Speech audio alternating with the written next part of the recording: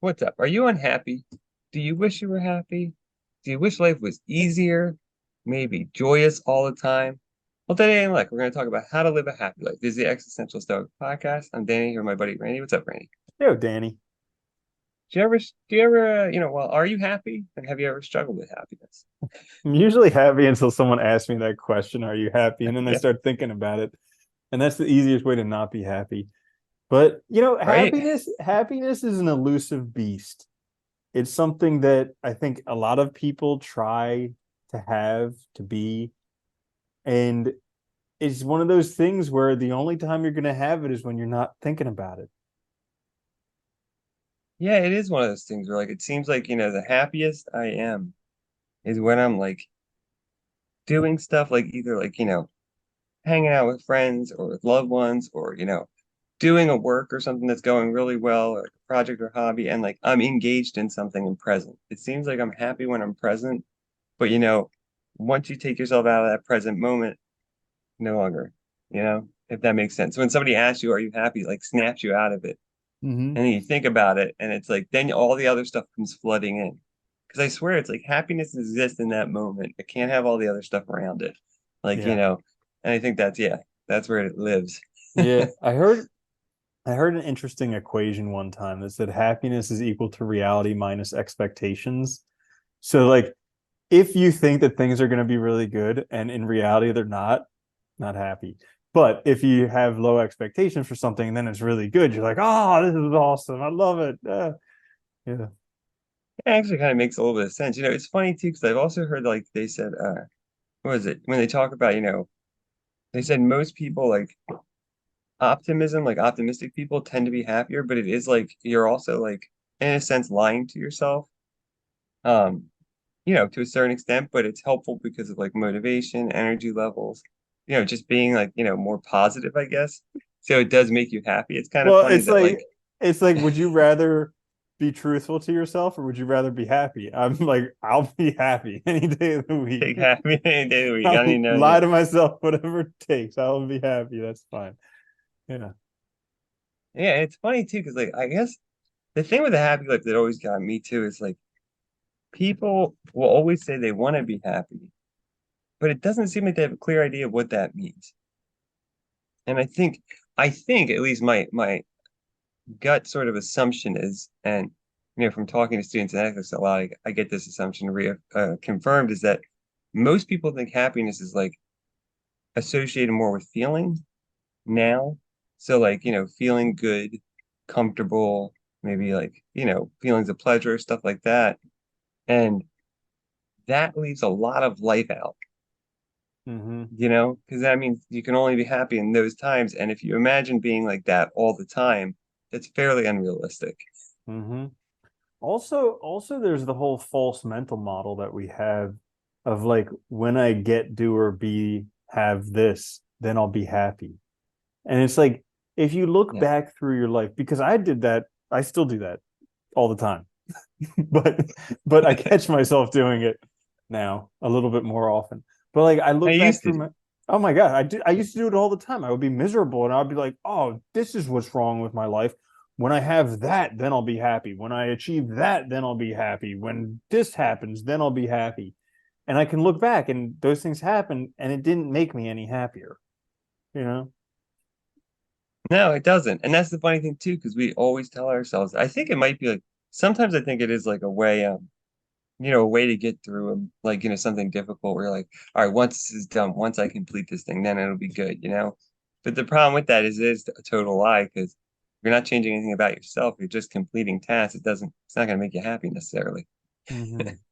Yeah, one of the things that I do when I catch myself in that faulty mental loop is, instead of saying like, when this happens then I'll be happy, when that happens then I'll be happy, I ask myself, what can I be happy about now? Because Hmm. when you have this if then thing with happiness, it guarantees that you're not going to be happy now, because you say, if my happiness depends on this thing which I don't Yeah. have, then I need to get that thing. But that means that I can't have happiness right now because I don't have that thing that my happiness depends on. So I try and trick my mind a little bit where I'm like, okay, what can I be happy about right now? Oh, still got two legs. Pretty freaking awesome. How about that? It's funny though too, because that is true. Like, when we engage in that kind of thinking of like, I'll be happy when this happens or when I get this, your happiness becomes a condition of something outside, right? You completing some project or achievement or acquiring some object or something.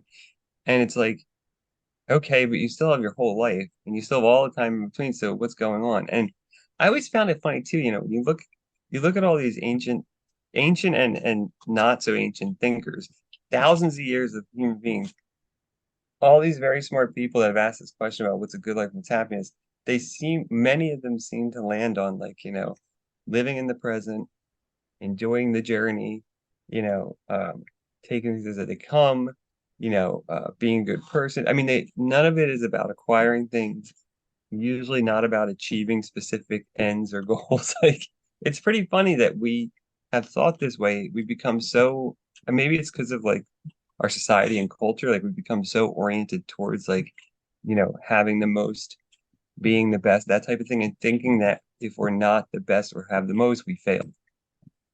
And Mhm. so clearly can't be happy, right? Because we don't have the most, so we're not the best. Well, so I mean, you make a very good point there. The whole like future oriented perspective that we have, because I caught myself in this yesterday. I was sitting outside in nature and I was planning the rest of my day and the rest of my week and the rest of everything when like the goal for the past week or whatever was to spend this time out in nature. Like that was my goal, to be And now that there. you're And then there, when I'm there, I'm planning for the next thing. Totally. And I caught myself in it yesterday. And then I was just like, whoa, I'll figure that stuff out later. Look around. And it was just like, oh, I'm in nature. How about this? Wow, look at that. yeah, it's funny. I feel like I realized that so late in life that if I just focus on what I'm doing at the moment, it's so much better and I enjoy it so much more than when my brain's off in a different place. And I think we all know this, but it's so hard to like, it's like you ever try to watch a movie when you have something on your mind. You can't pay attention to it? And the same is true of like spending time with other people or being in nature or whatever you're doing. Like if you're thinking about other stuff, you're not there. You're just not engaged with it. And I think, you know, that's got to be one of the major faults to why we can't be happy is because we're constantly like not here or elsewhere. We're worried about, planning the week, like you said, or planning out the next 10 years or trying to figure out, it's like, and you just can't be present and engaged with what you're doing. Mm-hmm. Well, the other tricky thing, you were mentioning like the ancient philosophers and everything. And I remember Marcus Aurelius, he said something along the lines of like, stop living like you got 1,000 lifetimes to live. Like you're Yeah. here today, you're gone today. You got to start living now. But then on the other hand, it's like, well, you can't be so focused on getting stuff done, like so such in a hurry that you don't have patience. So it's difficult because you can't be you can't not do anything, but then at the same time, you can't try too hard. It's like you got to find the golden mean between like doing too much and not doing anything. And yeah. Well, to that point, though, I think part of what he's suggesting, though, is that it's reminding ourselves that we don't have infinite time, not so that we can just laser, because when we think we have a lot of time, we just, we don't do anything. It's more to just, I think his point is to motivate you to do things that are most important to you now. Don't wait. Like if spending time with your friends or family or something is really important, do that then. Because you might not have time, right? You might die sooner than you think, or you're gonna die. I mean, keeping that in mind that, what I'm spending my time on is the time that I have. That's it.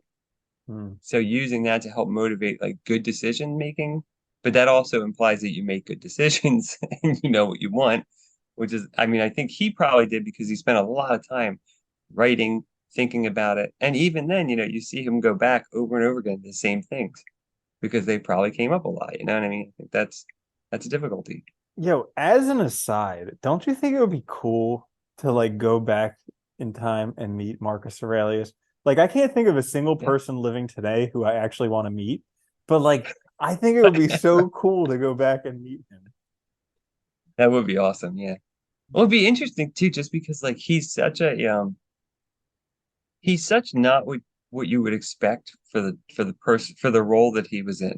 You know, he was the tippy top of that whole society, you know?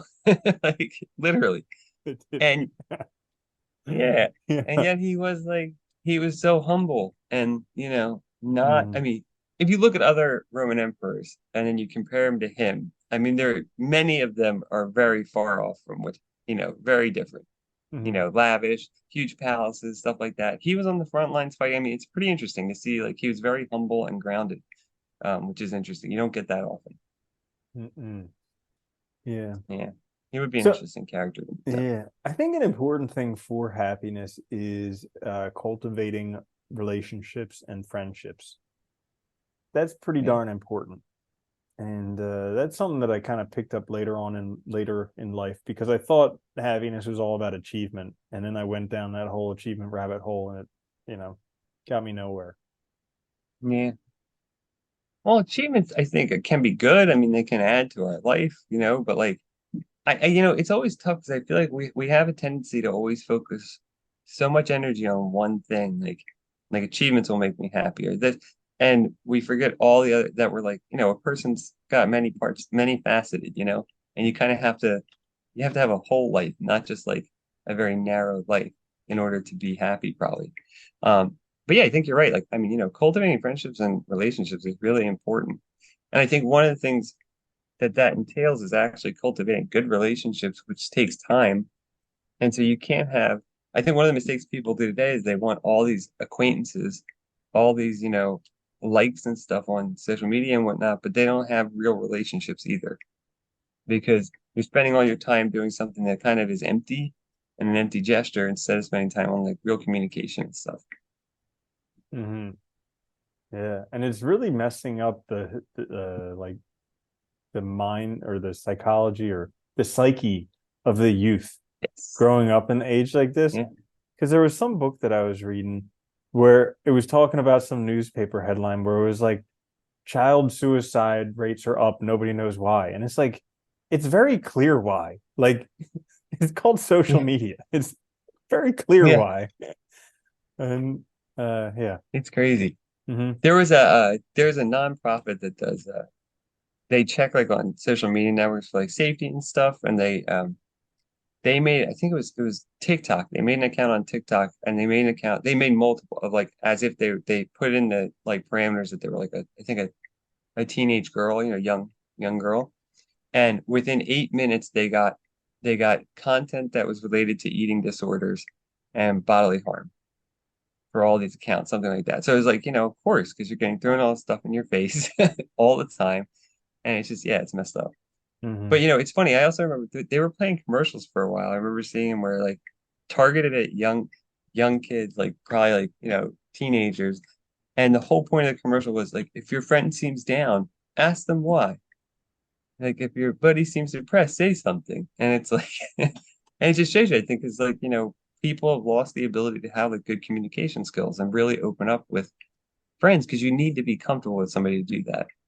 And I Yeah, think but that's one of the also, issues. dude, with social media, it makes it so difficult because your whole entire life becomes something that everybody sticks their nose in and it's permanent record. It's like the two Yeah, worst things you could possibly have for your, I don't know, your privacy, your own personal life is all that. yeah. Well, that's why everybody presents their life as if it's perfect Hmm. because everybody sees it, you know? They're not going on social media and talking about the real things that are happening. And like, you know, it's pictures from, you know, standing outside of this place and doing this. And like, yeah. So it is an Hmm. issue. Oh my Yeah, I gosh. think that's I think I have a problem. Is I get so I have fantasized the past week about like grabbing people's cell phones and just throwing it or like smashing it into the ground. I have a problem. you talk about it a lot. Yeah, you do. You mention it quite often. It's I like don't know though, because it yeah. is frustrating though. It is like, you know, dude, I've been getting, you know, honestly, like because I had to teach the summer, so I was going driving back to work, you know, so I was commuting. And dude, the amount of people I saw in their cars who wouldn't go at the light would turn green and they just sit there. And I could see them like this. They're just looking at their phone or like, you know, standing in line and not moving because they don't even realize that the world, what's going on around them. They're just so engrossed in that, and it's aggravating. Or dude, It like really the is. okay, so like the two instances. So one was in a library, and there are signs up all over that say quiet, and there's somebody typing on their phone, and it's one of those things where every button they click on their phone is like tick tick tick tick tick tick tick tick tick tick tick tick tick tick for Because like they didn't turn the volume off. Yeah. yeah. And I just wanted to like grab their phone and throw it against that sign that said quiet. And then there was another thing in a locker room where there's like no cell phones in there because there's naked people. And Yeah, oh, obviously, this yeah. dude's just sitting there like playing on his phone, like naked playing on his phone. And it's just like, oh my gosh. Yeah. I have a problem. Yeah, but My you know life though isn't it is perfect. Everybody my else's life's life is not. perfect. My life is not perfect. Yeah. No, I get you though. I hear you because it is. It's very frustrating. And I think, I think it's funny too because like we're we're old enough that we grew up without cell phones and without even computers really for most of our, you know, for most of the early years of our life. So we still remember, I think, very clearly what it was like. And it's interesting how it's changed so much. Like I remember waiting for stuff in line and people would all talk in line and stuff. And now everybody's just like on their phones, playing games and scrolling. Like it's really interesting, but it changed things dramatically. So yeah, I get it, I think. And I don't we don't adapt that fast either. We're not, this is so new that it's probably messed our heads up so much dealing with it because we haven't adjusted to how to use it healthy yet. So like I could when I have these things, I question like the hierarchy of rules because it's like I res- I think okay, I'm respecting a rule that if there's a sign that says it should be quiet in the library, it should be quiet, and this person's not respecting the rule. So then I'm like, well, I could grab their cell phone and throw it against the wall, but then I would be breaking the rule of not damaging someone else's property. But it's like, hey, they're breaking a rule, I'm breaking a rule, but two wrongs don't make a Just right. get super glue and put glue on the back and just stick it to the sign. That would be hilarious. Watch him But try and peel it off the wall. I mean, especially the locker room, though, it's like that's especially a place where you shouldn't have your cell phone out because, Dude. people don't want pictures taken of them or video taken of them when they're changing and stuff and Mm-hmm. showering. That's not right. So, yeah, that's Dude, an but area it where, happens so often in the locker room because like guys go in there and literally the only thing they'll be sitting in the locker room for 20 minutes on their phone. And there's a sign right next to them where they're sitting that says no phones. And they're on their phone for 20 minutes, like yeah. totally oblivious to this is a changing room, not a freaking Well, that's just it, though. It makes you totally like it hijacks, like literally that idea of hijacking your brain is such a good way to say it because it does. Like you just see people, the world around them just disappears.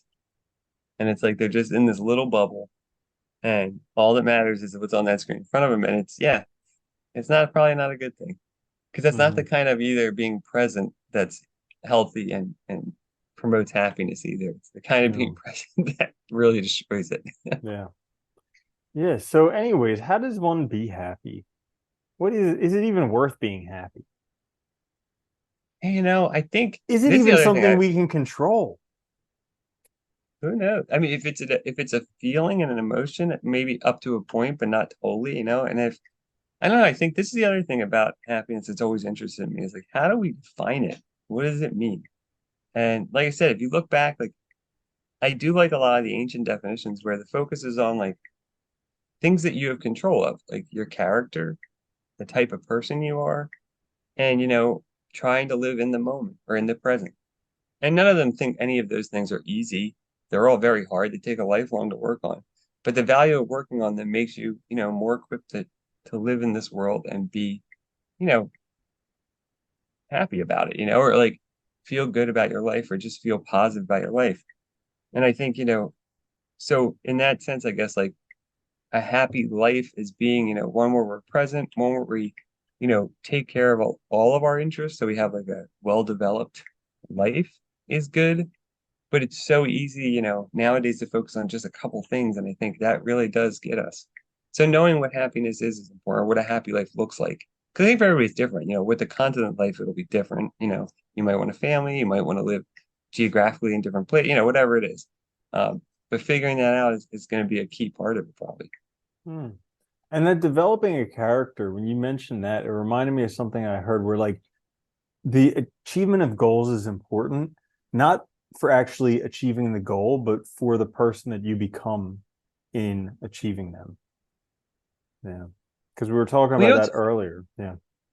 well, no, what's funny is like I think that's the funny thing about education now too, because like education that that used to be the case was like you do all this stuff, and the point was is that you're building character traits and you're building, you know, an ability to do hard work and stuff later on and learn skills and stuff. It wasn't about just getting A's.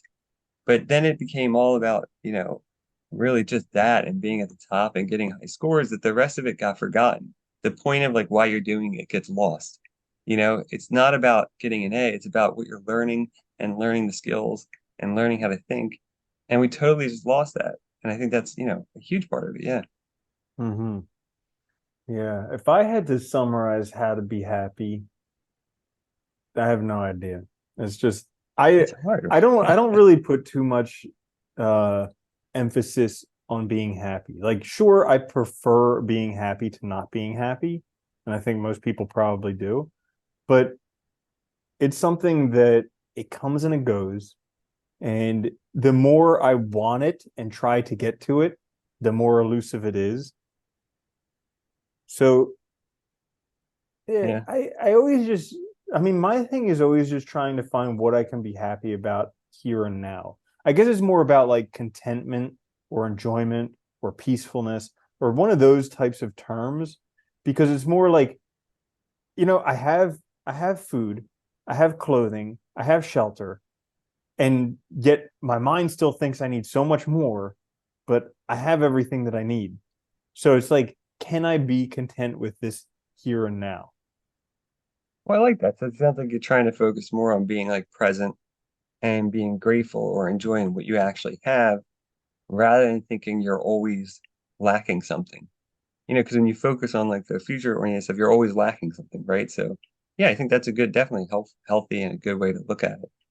It's funny, I think I always liked one of the things Aristotle says too is like the reason like why you want to be a good person and stuff is because it makes you more equipped to handle the ups and downs in life because you have a balance, you come at it from a balanced state, right? Like you're a balanced character and all.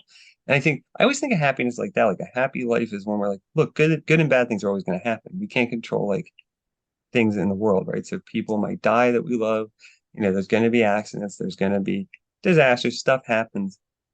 But how well you handle it and how you respond to it, I think is directly related to, your present state of being, like whether you're happy or not, or whether whatever you want to call it, right?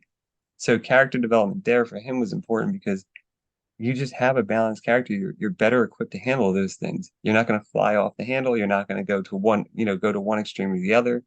And so I think for me, at least, a lot of it is that like working on myself to try to get to that point where, what life throws at me, I can handle in a, better way. And I am not like, it's not totally determining, my state of mind every time something happens around me. Mm, yeah, that's a good one. I like that. So yeah, I think that's a good place to end it. Okay, there you go. So there you have it. Hopefully, I'll help you guys live a happy life, or at least, keep trying to, because that's important. This is the Existential Stoic podcast. Check us out on YouTube or wherever you get your podcast. Please like, share, subscribe. It helps us out a lot. If you have a few minutes, we have a survey. It's in the link in the show notes or description. It only takes a few minutes. We're going to try and create something that hopefully will help you guys out. And if you do the survey, you will get it for free. So please take some time to do that. And we'll be back later this week with a quick fix. Until then, later, Andy. Later, Danny.